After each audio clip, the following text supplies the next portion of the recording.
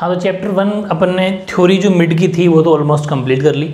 अब उसके जो आपकी बुक के पीछे क्वेश्चन दे रखे हैं वो कर लेते हैं। उसके बाद में अपन मिड में भी जो क्वेश्चन दे रखे हैं आपको वो भी करेंगे, जो पेज नंबर वाइज है, सारी कुछ करने वाले। ठीक है, तो जितने क्वेश्चन हो गए थे वो तो आपको पता है। अब नोट्स जब बनाए होंगे पीछे 3-4 वीडियो जो भी आए उनमें, और आज के वीडियो में जितने भी क्वेश्चन होंगे बड़े ध्यान से समझना है। और जैसे जैसे मैं करवाता जा रहा हूँ सारी चीज़ें करते जानी, एक भी क्वेश्चन नहीं छूटेगा। क्या क्या करने वाले आपको बता दूँ मैं, कि पूरे तो पीछे वाले क्वेश्चन करेंगे, मिड वाले सारे क्वेश्चन करेंगे, फिर प्रैक्टिकली जो क्वेश्चन आते हैं एग्जाम में डायग्राम वाले उनकी फिर स्टार्ट पूरा सोल्यूशन वो भी करेंगे। ठीक है, तब जाके चैप्टर 1 कंप्लीट होगा बहुत ही शानदार तरीके से।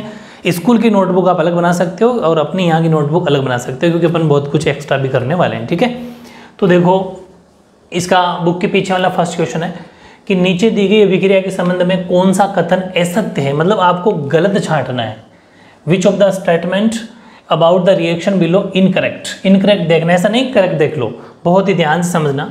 और इसमें 4 ऑप्शन आपके पास में है, और ऑप्शन में भी ऐसा लिखा हुआ है आपके ऑप्शन में कि ए एंड बी दोनों, ध्यान से मैंने लिखा नहीं है, ए और बी दोनों गलत है, या फिर ए गलत है या बी गलत है, या फिर ए बी सी तीनों गलत है। मतलब इस तरीके से ऑप्शन आते हैं, वो तो आप समझते हो। ठीक है, तो इस तरीके से वो पूछना चाह रहा है। देखते हैं कौन सा क्या क्या गलत अपन को तो उससे मतलब है। अब देखो इसको तो मत देखना है ना, ये तो ऐसे ही नीचे लिखा हुआ है आपके बुक में कि दोनों गलत, एक सही 2 सही, वो वाली बात है। क्वेश्चन देखो, ये कह रहा है कि सीसा अपचयित हो रहा है, लेड इज गेटिंग रिड्यूस्ड। इस रिएक्शन को देख के पता लगाना है ये रिएक्शन क्या है। पीबी मतलब लेड, तो लेड ऑक्साइड ये सॉलिड है, कार्बन सॉलिड है आफ्टर रिएक्शन। ये 2 तो बैलेंस करने के लिए लगाया, मैंने आपको पीछे वीडियोज में बता रखा है। तो लेड मतलब ये सॉलिड और कार्बन डाइऑक्साइड गैस बन रहा है, इस तरीके से रिएक्शन हो रही है। इस रिएक्शन को पहले सीखो, इसमें हो क्या रहा है। यहाँ देखो लेड ऑक्साइड है, पीबी का मतलब लेड ऑक्साइड है, जबकि यहाँ पर लेड है। यहाँ इस मतलब इस लेड ऑक्साइड से ऑक्सीजन निकल रहा है और वो कार्बन डाइऑक्साइड में जाके मिल रहा है। बात समझ में आ गई, मतलब लेड ऑक्साइड था, इसमें से ऑक्सीजन निकल गया। देख लो भाई, रिएक्शन होने के बाद में दोनों के बीच में रिएक्शन हुई तो यहाँ पर लेड अकेला बच गया, ऑक्सीजन इसके पास चला गया। इसका मतलब सीसा, हिंदी में बोलते हैं लेड को सीसा, सीसा अपचयित हो रहा है। सीसा अपचयित नहीं हो रहा, सीसा और हिंदी में सिर्फ सीसा का मतलब है लेड ओनली पीबी, जबकि पीबी ऑक्साइड अपचयित हो रहा है, मतलब कि लेड ऑक्साइड पूरा का पूरा अपचयित हो रहा है। इसका डी सही है, जबकि ए गलत है। समझ में आ गई, मतलब कि लेड ऑक्साइड में से ऑक्सीजन निकल रहा है, ऐसा नहीं कि लेड में से निकल रहा है। जिसमें से ऑक्सीजन निकलता हो मतलब वो रिड्यूस्ड हो रहा है, मतलब वो अपचयित हो रहा है। तो कौन हो रहा है, लेड ऑक्साइड हो रहा है, कि जबकि लेड नहीं हो रहा, गलत बात। दूसरी बात, फिर देखो यहाँ पर सी है, कार्बन है ना, है, और यहाँ पर कार्बन के बाद में बन क्या गया, CO2 कार्बन डाइऑक्साइड, मतलब इसमें ऑक्सीजन जुड़ गया, ऐड हो गया, मतलब C से CO2 हो गया, मतलब इस वाले इसमें ऑक्सीजन जुड़ गया, जबकि यहाँ जो कार्बन था वो C था, उसमें ऑक्सीजन जुड़ गया। मतलब किसका उपचयित हुआ, कार्बन का उपचयित हुआ। उपचयित का मतलब ऑक्सीडाइज होना, मतलब जिसके अंदर ऑक्सीजन मिल जाता है वो ऑक्सीडाइज हो जाता है, वो उपचयित हो जाता है। इसके अंदर कौन उपचयित हो रहा है, कार्बन उपचयित हो रहा है, मतलब कि कार्बन जो अकेला था ऑक्सीजन जुड़ गया तो वो उपचयित हो गया, ऑक्सीडाइज्ड हो गया, ये सही है। जबकि ये कह रहा है कार्बन डाइऑक्साइड उपचयित हो गया, नहीं, कार्बन डाइऑक्साइड तो था ही नहीं भाई, ओनली कार्बन ही तो था। हमेशा इन चारों ऑप्शन को इस एरो से इधर, मतलब जो आफ्टर रिएक्शन इससे पहले देखना है। ये जो भी बात लिखी है उसको इधर देखना है और जाना फिर उधर है। ये कह रहा है कार्बन डाइऑक्साइड उपचयित हुआ, नहीं, कार्बन हुआ, कार्बन डाइऑक्साइड नहीं हुआ, कार्बन हुआ। और कार्बन क्या हो गया, ऑक्सीडाइज हो गया, क्योंकि उसमें ऑक्सीजन जुड़ गया, तो दूसरा भी गलत। यानी कि जो आपका आई थिंक इसका फर्स्ट ऑप्शन है ए एंड बी इनकरेक्ट, तो ए और बी असत्य हैं। अब समझ में आ गई, बस ये आपको ध्यान रखना है। ठीक है, आगे आ जाओ सेकंड क्वेश्चन में। ये है Fe2O3 + 2Al after reaction aluminium oxide + 2Fe। ये 2 लगना है तो बैलेंस करने के लिए लगता है, आपको बताइए। बाकी ये Fe है और बाकी फॉर्मूला Fx वही है। ये कह रहा है कि ऊपर दी गई अभिक्रिया किस प्रकार की है। Above reaction is an example of, ये संयोजन है मतलब कि कॉम्बिनेशन है, द्विविस्थापन यानी कि डबल डिस्प्लेसमेंट है, या फिर वियोजन यानी कि डिकम्पोजिशन है, या फिर विस्थापन यानी कि डिस्प्लेसमेंट रिएक्शन है। कौन सी अभिक्रिया है इन चारों में से। अब जिसने पिछला वीडियो लर्न कर लिया वो इजीली टिक कर देगा इसको, क्योंकि इस चैप्टर से आपके ऑब्जेक्टिव क्वेश्चन बहुत आते हैं। हालांकि मैं ऑब्जेक्टिव क्वेश्चन जितने बन सकते हैं इस चैप्टर में और एक बड़ा सा वीडियो ला दूंगा इंपॉर्टेंट क्वेश्चंस का, लेकिन फिर भी अभी से प्रिपेयर रहो। तो इसके अंदर क्या हो जाएगा बताओ, कि ये कह रहा है Fe2O3+2 एल्यूमिनियम। अब हुआ क्या देखो, यहाँ पर ऑक्सीजन था, इधर देखना Fe के पास में ऑक्सीजन था, जबकि यहाँ पर एल्यूमिनियम के पास में ऑक्सीजन है। इसका मतलब Fe से वो जो ऑक्सीजन था वो निकल गया। Fe से मतलब लोहे से, आयरन से ऑक्सीजन निकल के एल्यूमिनियम के पास चला गया, मतलब कि यहाँ पर एक डिस्प्लेसमेंट हो गया, विस्थापन हो गया। किसका? ऑक्सीजन का। तो देखो संयोजन कब होती, जब कोई कॉम्बिनेशन कब होती, जब कोई एक पार्टिकल टूट के दो में आता तब। और ये नंबर सी, वियोजन कब होती, जब कोई एक दो टुकड़ों में टूटता। मैंने आपको ट्रिक बता रखी है ना कि जब दो इकट्ठे हो, मतलब कोई दो एलिमेंट अगर जुड़ते हो, दो तत्व आपस में जुड़ते हो तब तो संयोजन। जब एक तत्व एक एलिमेंट टूट के दो बनाता हो या तीन बनाता हो तब वियोजन यानी कि ये अपने डिकम्पोजिशन। और फिर नंबर 3 है डबल डिस्प्लेसमेंट। डबल डिस्प्लेसमेंट कब, जब इन दोनों में ही चेंजेज हो जाए। हालांकि ये तो अकेला ही था एल्यूमिनियम, और ऐसा मानो कि यहाँ पर कोई एल्यूमिनियम नाइट्रेट हो तो वो NO3 इसके पास आ जाए, ऑक्सीजन इसके पास चला जाए, मतलब दोनों में ही चेंजेस हो जाए, तब डबल डिस्प्लेसमेंट, द्विविस्थापन। लेकिन अभी तो सिर्फ एक में ही चेंज हो रहा है कि जो ऑक्सीजन था उसके पास गया, मतलब एक ही बार। तो एक ही बार होगा तो क्या होगा, वो सिर्फ और सिर्फ विस्थापन कहलाएगा, यानी कि वो विस्थापन अभिक्रिया है, डिस्प्लेसमेंट रिएक्शन है। शानदार तरीका है, इस अकॉर्डिंग समझना, ठीक है। तो फर्स्ट सेकंड क्वेश्चन कंप्लीट हो गया, आई थिंक इंपॉर्टेंट थे, आपको समझ में आगे होंगे। फिर है क्वेश्चन नंबर 3, ये कह रहा है कि लोह चूर्ण पर तनु हाइड्रोक्लोरिक अम्ल डालने से क्या होता है, सही उत्तर पर निशान लगाइए। What happens when dilute hydrochloric acid is added to iron filling? Take the correct option या करेक्ट आंसर। ये यूँ कहना चाह रहा है कि लोह चूर्ण, चलो मैं एक रिएक्शन के अकॉर्डिंग बताता हूँ, मैं यहाँ लिख देता हूँ रिएक्शन, है ना, यहाँ इसने कहा कि लोह चूर्ण का मतलब Fe, समझ गए, Fe। उसमें क्या ऐड करना है, लोह चूर्ण में तनु हाइड्रोक्लोरिक एसिड, तनु का मतलब था डाइल्यूट, ये HCl ऐड किया, तो आफ्टर रिएक्शन क्या बना, FeCl2 प्लस हाइड्रोजन, ये रिएक्शन बनेगी। पूरी बात समझो, इसने कहा Fe, ब्रैकेट में लिख लेना Fe सॉलिड है, ब्रैकेट में S लिख लेना, मतलब कि Fe ब्रैकेट में S सॉलिड है, HCl डाइल्यूट है, तनु है, हाइड्रोक्लोरिक एसिड, यही तो लिखा हुआ है कि लोह चूर्ण पर तनु हाइड्रोक्लोरिक एसिड, यानी कि डाइल्यूट हाइड्रोक्लोरिक एसिड का मतलब है HCl ब्रैकेट में डाइल्यूट, DIL लिख करके छोड़ देना, DIL बस। आफ्टर रिएक्शन FeCl2 है, आपस में मिल गया आयरन क्लोराइड, ठीक है, वो हो जाएगा एक्वस, ब्रैकेट में लिख देना AQ, और प्लस H2 वो हो जाएगा हाइड्रोजन गैस, ब्रैकेट में लिख देना G। तो पहला आंसर सही हो जाएगा कि हाइड्रोजन गैस एवं आयरन क्लोराइड बनता है, यानी कि hydrogen gas and iron chloride are produced. और उसके आगे ये रिएक्शन भी लिख के आ जाना, एग्जाम में अगर 1 मार्क्स में क्वेश्चन आता है तो रिएक्शन के भी नंबर नहीं कटेंगे, एक अच्छा आंसर बन जाएगा, ठीक है। सीधे ऑप्शन में टिक करोगे, उसे बेटर है कि ऑप्शन में रिएक्शन भी लिखो। बस ध्यान रखना कि Fe वाले ऑप्शन जो वो बॉक्स है उसके आगे तो लिख देना आप सॉलिड, और फिर अब प्लस HCl के ब्रैकेट में लिख देना डाइल्यूट, हिंदी वाले लिख देंगे ठोस या सॉलिड लिखते हैं, हिंदी वाले लिख देंगे तनु, या फिर वैसे हिंदी वाले मीडियम वाले भी डाइल्यूट लिखते हैं तो कोई फर्क नहीं पड़ता। और आफ्टर रिएक्शन FeCl2 वाला ब्रैकेट के अंदर आप लिख दोगे आपका एक्वस AQ, और प्लस हाइड्रोजन तो आपको पता है ये गैस है, ये ब्रैकेट में लिख देना, फुल मार्क्स आ जाएंगे शानदार तरीके से, ठीक है। सीधा टिक तो करना ही करना, लेकिन रिएक्शन भी जरूर लिखना, एक अभिक्रिया भी जरूर लिख के आना, ठीक है। फिर क्वेश्चन नंबर 9, मैंने 9 क्यों कराया, क्योंकि 4th 5th 6th 7th ये अपन कर चुके, 8th अभी मैं कराऊंगा, और 9th जो क्वेश्चन है ये अपने पिछले वीडियो में जो अब रिएक्शन लिखी थी, अभिक्रिया लिखी थी, उसमें से आंसर लिखना है इसका। ऊष्माक्षेपीय ऊष्माशोषी अभिक्रिया का एक अर्थ, मतलब क्या अर्थ है, मतलब definition, what does one mean of by exothermic and endothermic reaction with example, और इसका कोई एक एग्जांपल, तो दोनों के एक एक रिएक्शन मैंने आपको लिखवा रखी है और रिएक्शन लिख देना। तो ये क्वेश्चन पिछले वीडियो में इसका आंसर है। फिर बच गया 8वां, वो भी करा देता हूँ मैं क्योंकि थोड़ा बड़ा था इसलिए उसके लिए जगह चाहिए। फिर 9वां ये हो गया, फिर अपना 10वां 11वां जो भी वो भी करा दूंगा सारे। एक 13 क्वेश्चन, विस्थापन व द्विविस्थापन अभिक्रिया में क्या अंतर है, सभी क्रियाओं के समीकरण लिखिए।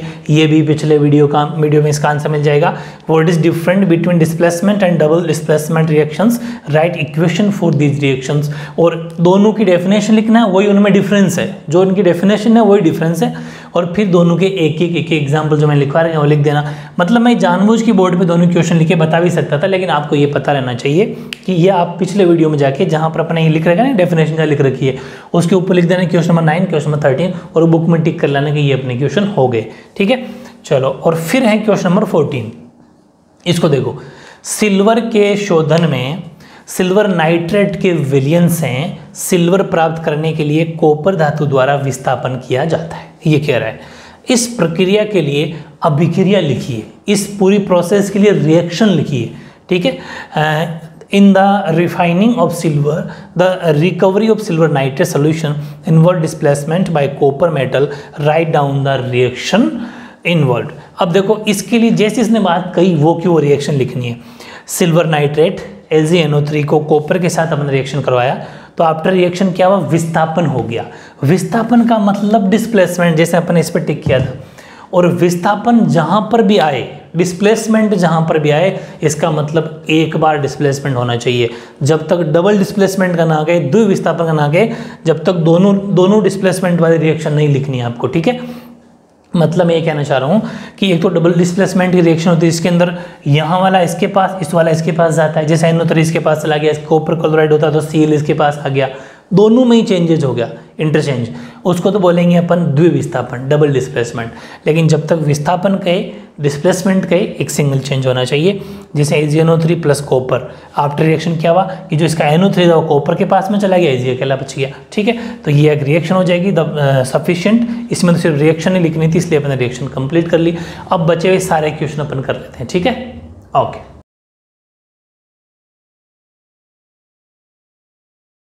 अब देखो इसका 8वां क्वेश्चन, बहुत बढ़िया क्वेश्चन है, बहुत लेवल का क्वेश्चन है। ये कह रहा है कि निम्न अभिक्रियाओं के लिए संतुलित रासायनिक अभिक्रियाएं लिखिए, समीकरण लिखिए एवं प्रत्येक अभिक्रिया का प्रकार भी बताइए कि वो किस टाइप की रिएक्शन अभिक्रिया हैं। ठीक है, वो अपन बता देंगे अभी। अच्छा, और एक बात बता दूं, मैथ्स के बहुत सारे चैप्टर, ऑलमोस्ट मैथ्स कंप्लीट हैं आपकी मैथ्स वाली प्लेलिस्ट के अंदर जोड़ दी गई, तो जाके मैथ्स भी आप पढ़ा करो डेली। ठीक है, साथ में रखना। यानी right the balanced chemical equations for the following and identify the type of reaction in case. ठीक है, देखते हैं। पहला आपको पहले तो ये बताना, इसको रिएक्शन मतलब समीकरण को लिखना है और उसके बाद ये बताना है कि ये कौन सी रिएक्शन है। ये डिस्प्लेसमेंट है, एक डबल डिस्प्लेसमेंट है, विस्थापन है, द्विविस्थापन है, एक संयोजन है, कॉम्बिनेशन है, मतलब कौन सी वो बताना है अपन को। ठीक है, बात करते हैं इसकी। इसने कहा पोटेशियम ब्रोमाइड, ये लो पोटेशियम, ये लो ब्रोमाइड। ठीक है, दोनों की वैलेंसी तो लगेगी नहीं, दोनों की 2 है तो लगेगी नहीं। तो KBr वैसे मैंने आपको ये बताया रखा है स्टार्टिंग के 2 वीडियोज़ के अंदर, बैलेंस कैसे करते हैं, तो आई थिंक ये सबको बनाना आ गया होगा। प्लस बेरियम आयोडाइड, ये लो बेरियम, ये लो आयोडाइड। ठीक है, बेरियम आयोडाइड I2, बेरियम की वैलेंसी 2 होती है, आयोडाइड की 1, तो ये इसके ऊपर लग जाएगी। ठीक है, BI2 ये मैंने आपको बता रखा है। After reaction potassium iodide, potassium का मतलब K, जो यहाँ लिखा था वही पोटेशियम, आयोडाइड, ये लो आयोडाइड, तो KI2। ठीक है, KI2 नहीं, सॉरी, पोटेशियम की वैलेंसी 1 होती है तो KI होगा सिर्फ, पोटेशियम आयोडाइड। अब बैलेंस कर देंगे। फिर हैं बेरियम ब्रोमाइड, ये लो Ba और ये Br2, क्योंकि बेरियम की वैलेंसी 2 होती है तो Br के ऊपर लग गई। अब सुनो बैलेंस है क्या, देखते हैं। पोटेशियम इधर 1 है, इधर भी 1 है, Br इधर 1 है, इधर Br2 रह गया, तो यहाँ अपन लगा देंगे 2। लेकिन यहाँ 2 लगाने से Br2 तो 2 बैलेंस हो गया, लेकिन 2 लगाने से पोटेशियम के 2 बढ़ गए, तो यहाँ लगा देंगे 2। और यहाँ 2 लिखते ही 1 तीर 2 निशाने कि पोटेशियम के भी 2 हो गए और आयोडाइड के भी, आयोडीन के भी 2 हो गए। तो देख लो इधर अपन को आयोडीन के 2 चाहिए थे, तो अब सब कुछ बैलेंस है। बेरियम 1, बेरियम 1, आयोडीन के 2, आयोडीन के 2, पोटेशियम के भी 2, पोटेशियम के भी 2, Br के भी 2, Br के भी 2। ठीक है, तो ये हो गया। अब इस रिएक्शन को देख के आपको ये कौन सी रिएक्शन लग रही है बताओ कि हमने इसको देखा कि यार यहाँ पोटेशियम ब्रोमाइड था, ठीक है, जबकि यहाँ पर बेरियम आयोडाइड था, ठीक है, लेकिन यहाँ पर बेरियम जो आयोडाइड था वो इसका Br तो चला गया इसके पास, इसका आयोडीन चला गया इसके पास, मतलब दोनों में ही इंटरचेंज हो गया। तो जब डबल 2 बार चेंज होता है तो डबल डिस्प्लेसमेंट, द्विविस्थापन। तो इसका आंसर पहले तो रिएक्शन लिखनी है, और किस टाइप की है तो आप लिखेंगे द्विविस्थापन अभिक्रिया, द्विविस्थापन अभिक्रिया, इसका मतलब डबल डिस्प्लेसमेंट रिएक्शन, ठीक है, डबल डिस्प्लेसमेंट रिएक्शन है ये बात समझ में आई कि नहीं आई? आ गई, वेरी गुड। अगला देखते हैं, इसका बी पार्ट ये रहा। अच्छा, बी के लिए जगह नहीं तो अपन यही लिख लेते हैं बी को भी। ये कह रहा है कि जिंक कार्बोनेट, ये लो जिंक, ये कार्बोनेट ZnCO3 हो गया solid, after reaction zinc oxide, ये लो जिंक ऑक्साइड, ये है आपका सॉलिड। और अच्छा, इन सब में भी लिख देना, जैसे ये पोटेशियम आयोडाइड AQ एक्वस है ना, तो ये लो AQ, और ये ब्रोमाइड क्या था सॉलिड, तो ये ज़रूर लिख देना, ठीक है। और आगे ये आपको टाइप तो क्या आगे लिखना ही है, ये अपनी टाइप हो जाएगी, प्रकार हो जाएगा। अच्छा हाँ, कहाँ पहुँच गए? Zinc oxide plus carbon dioxide, ये आपको बताइए गैस है। देखते हैं बैलेंस है क्या। जिंक एक है CO3 कार्बोनेट, लेकिन यहाँ पर कार्बोनेट तो है नहीं, तो कार्बन का एक, ऑक्सीजन के 3, ऑक्सीजन के 2 + 1 3, बिल्कुल बैलेंस है। यहाँ अपन को बैलेंस करने की जरूरत भी नहीं पड़ी। अच्छा, रिएक्शन कौन सी है? तो रिएक्शन देखो, एक एलिमेंट था 2 में टूट रहा है, एक तत्व था 2 तत्वों में टूट रहा है, इसका मतलब ये कैसी है? ये वियोजन है। कौन सी विक्रिया है?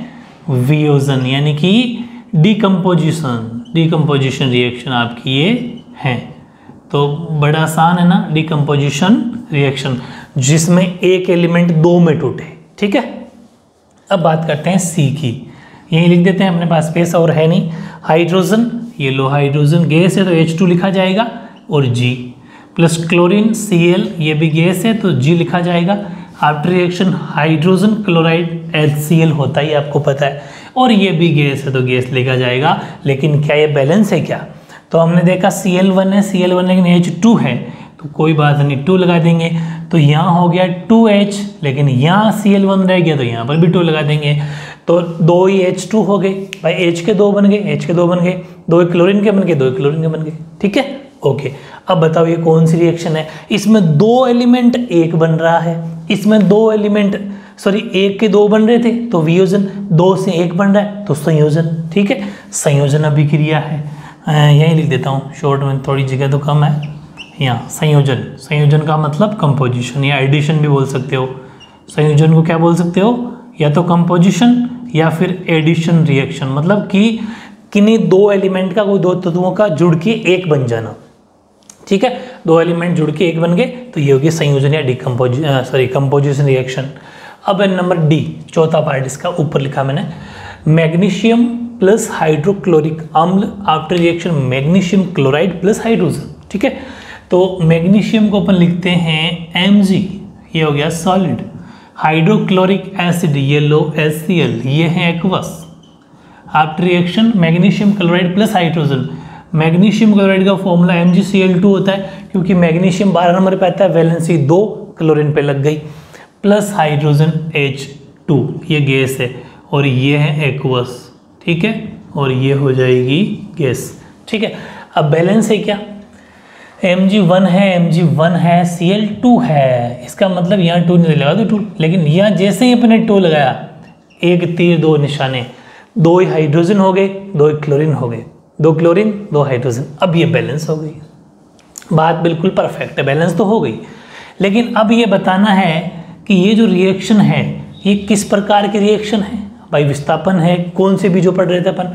तो हमने देखा कि ये Mg था जबकि ये HCl था, हाइड्रोजन अकेला हो गया और इससे क्लोरीन निकल के मैग्नीशियम के पास चला गया, इसका मतलब इसका विस्थापन हो गया, डबल नहीं हुआ, एक ही बार होगा तो विस्थापन अभिक्रिया कहलाएगी, यानी कि वो डिस्प्लेसमेंट रिएक्शन कहलाएगी। डबल डिस्प्लेसमेंट नहीं लिखेंगे आप, ठीक है।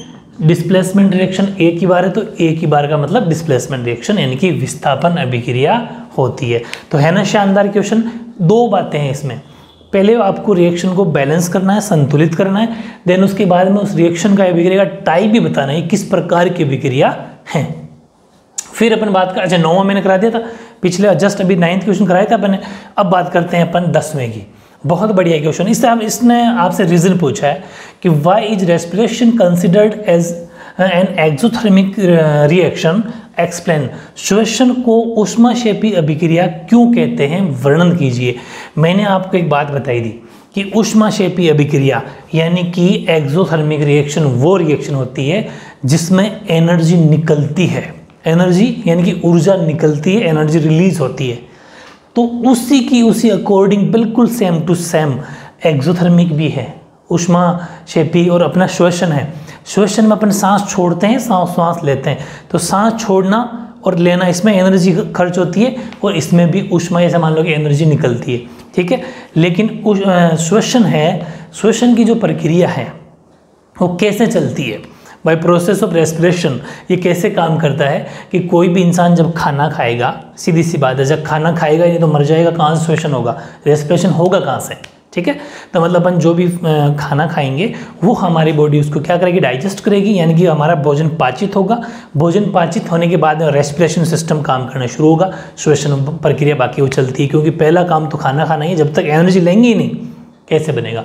और जो भी हम खाना खाते हैं, ध्यान से सुनना है ना, जो भी हम खाना खाते हैं, भोजन करते हैं, उसमें एनर्जी ग्लूकोज के रूप में कन्वर्ट होती है। जो एनर्जी है, ऊर्जा ग्लूकोज के रूप में परिवर्तित होती है, चेंज होती है ग्लूकोज में, और फिर हमें एनर्जी मिलती है। बिल्कुल ठीक वैसा का वैसा कि श्वसन की प्रक्रिया में भी ऊर्जा निर्मुक्त होती है, निर्मुक्त का मतलब निकलती है, इसलिए थोड़ा वर्ड ये रखना, अच्छी आंसर है ये। श्वसन के दौरान हमारे शरीर की कोशिकाओं में ग्लूकोज यानी कि जो भोजन का पाचन होने से मिलती है, ग्लूकोज वायु की ऑक्सीजन से संयुक्त होकर कार्बन डाइऑक्साइड तथा जल बनाने के साथ साथ ऊर्जा को उत्सर्जित करता है। Energy is released in the process of respiration during respiration. Glucose bracket में लिख दिया अपन ने, obtained from the digestion of food, यानी कि जो खाना खाते हैं अपन, उसका जो डाइजेशन होता है, जो पाचन मिलता है, उससे हमें ग्लूकोज मिलती है। In the cells of our body, हमारे शरीर की जो कोशिकाएं होती है वो combines with oxygen in the air to form carbon dioxide and water as well as represent energy. और ये सब मिलके ऑक्सीजन, कार्बन डाइऑक्साइड और हवा, पानी सब मिलके हमें ग्लूकोज के रूप में एनर्जी देते हैं। बस सेम टू सेम। इसीलिए हम क्या कहते हैं कि जो श्वसन है ऊष्माक्षेपी, इसीलिए हम श्वसन को ऊष्माक्षेपी अभिक्रिया भी कहते हैं। रेस्पिरेशन को अपन ये क्या बोलते हैं, इसको ये वाली रिएक्शन का मतलब एक्सोथर्मिक भी अपन इसको बोलते हैं। एग्जाम्पल अपने लिखा C6H12O6, ये ग्लूकोज का फॉर्मूला है, मैंने आगे भी लिखवा रखा है आपको। प्लस ये देखो ऑक्सीजन जो कि गैस है, ये एक्वस होता है। After reaction carbon dioxide gas और हाइड्रोजन यानी कि जल, और एनर्जी अपन को मिल रही है। इंग्लिश में सेम ही है, बस यहाँ ग्लूकोज लिखा है मैंने, बाकी ऊर्जा की जगह एनर्जी, ठीक है। अब आगे समझना ये 6 कैसे लगे, तो ये 6 लगे बैलेंस करने पर, संतुलित करोगे समीकरणों को, रिएक्शंस को। जैसे यहाँ पर कार्बन के 6 थे तो अपन को कार्बन के 6 तो यहाँ हैं, और कार्बन के बैलेंस जब आप करोगे तो ये पाओगे कि 6 कार्बन के, ऑक्सीजन के 12, हाइड्रोजन के 12, ऑक्सीजन के 6, और यहाँ पर ऑक्सीजन के हो गए 12, 12 और 6 18 हो गए। तो जैसे अपन इसको पूरे को चेक करेंगे तो देख लो, पहले ऑक्सीजन के 12 तो यहाँ पर हो गए, 18 यहाँ पर हो गए, मतलब आपको ये इक्वेशन पूरी की पूरी बैलेंस मिलेगी। तो ये बहुत ही इंपॉर्टेंट क्वेश्चन था आपको, क्वेश्चन नंबर 10 बहुत इंपॉर्टेंट क्वेश्चन है ये भी, और 8वां तो है ही, ये क्वेश्चन अपने complete.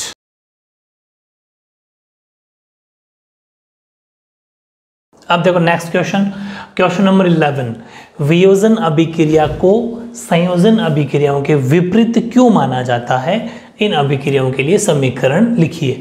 Y are decomposition reaction called the opposite of combination reaction, write equation of this reactions. Answer क्या लिखना है, जस्ट इसके पीछे वाला वीडियो जो मैंने आपको अपलोड किया था, प्रोवाइड कराया था, उसके अंदर आपको पहले वियोजन की डेफिनेशन लिखनी है, मतलब कि कॉम्बिनेशन की डेफिनेशन लिखनी है, परिभाषा लिखनी है, फिर आपको संयोजन की डेफिनेशन है, परिभाषा लिखनी है, फिर दोनों के मैंने जो एग्जाम्पल एक लिखे थे दोनों के एग्जाम्पल लिख देना, और लास्ट में रीजन लिख देना कि यही कारण है कि वियोजन अभिक्रिया को संयोजन के विपरीत माना जाता है, यानी कि यही रीजन है कि जो कॉम्बिनेशन रिएक्शन है या फिर जो डिकम्पोजिशन रिएक्शन उसको ऑपोजिट ऑफ कॉम्बिनेशन रिएक्शन माना जाता है, ठीक है।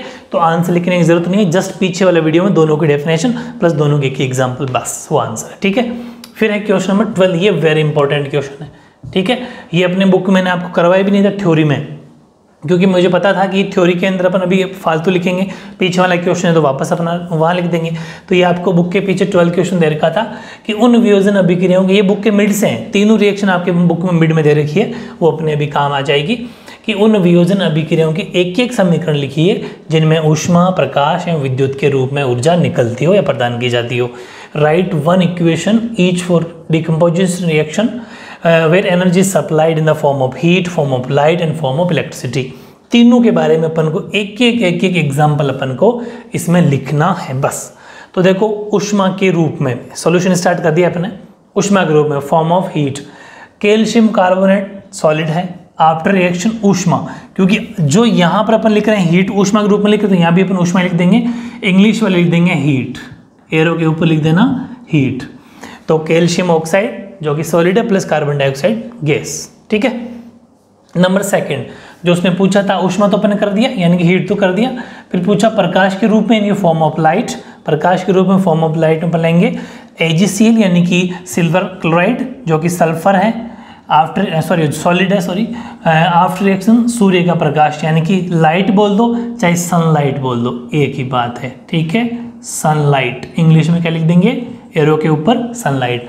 तो सिल्वर प्लस Cl2 आपको पता है सॉलिड है और Cl2 यानी क्लोरीन गैस है। बैलेंस करने के लिए यहाँ पर भी 2 लगा दिया, तो यहाँ पर भी 2 लगा दिया ताकि 2 सिल्वर के Ag के हो जाए, 2 Ag के हो जाए, Cl2 के भी 2 हो जाए, क्लोरीन के भी, इधर भी क्लोरीन के 2 हो जाए। बैलेंस भी है, बैलेंस करना बहुत ज़रूरी है, चाहे कोई सा भी एग्जाम्पल कहीं पर भी लिख लेना, वो बैलेंस होना चाहिए, संतुलित होना चाहिए दोनों तरफ, ठीक है। अब नेक्स्ट अब पूछा उसने इलेक्ट्रिसिटी का यानी कि विद्युत का, तो विद्युत के रूप में इनके फॉर्म ऑफ इलेक्ट्रिसिटी, तो पानी ले लिया अपन H2 जो कि लिक्विड होता है, आफ्टर रिएक्शन विद्युत, तो आप यहाँ लिख देना इलेक्ट्रिसिटी, ठीक है।